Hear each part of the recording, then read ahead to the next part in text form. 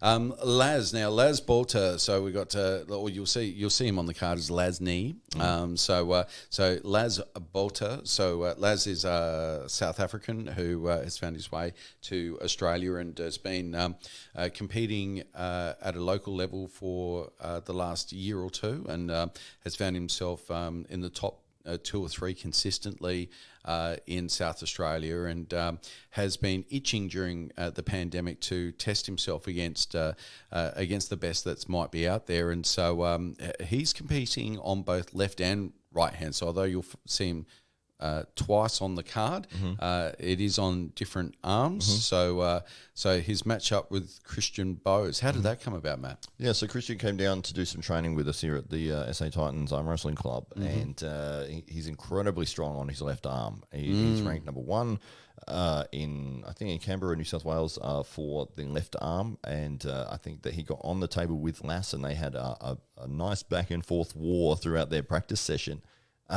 And then for the opportunity to actually have a proper match, I think that Lass actually reached out to Christian and said, "Hey, I want to have a match with you on left." Yeah. And then came to me and said, "Hey, we've got a match that we want to put on." And it's like, guess what? I've got a card that we can make that happen. We can make that happen. Yeah, but Lass being incredibly explosive.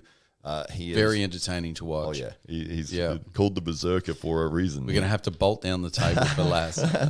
Absolutely, yeah. So he rocks back and forth, explodes into different positions. He is a variety of technique. He's sort of mastered every position that you could think of: the press, the hook, the top roll.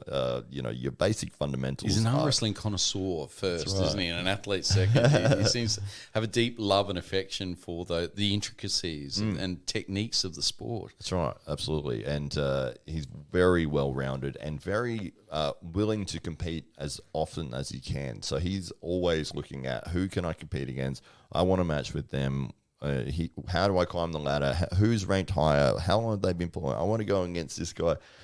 He had the most super matches out of anyone in our club last year, and he's already had what are we in 10 days into the year? He's already had 2 super matches, and he might well have set a world record for most amount of matches in an hour at the Last Man Standing event back in October, I believe. I think 170 matches in an hour or something like that. Something insane. Yeah. So against 5 opponents, and he felt strong all day. I think his shirt might have even come off. It did. Halfway through the event. Half the shirts ended up on the floor, and then Goku put his shirt back on. I don't know. It's weird.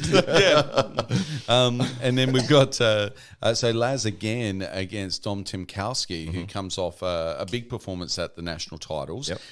So Tom's obviously looking forward to this on right hand on this occasion. Is that right? That's correct. Yeah. So under the 90 kilos national champion for Tom Demkowski, he is taking on Laz Berserker Botha, and they have sort of similar styles in terms of they're both very well rounded.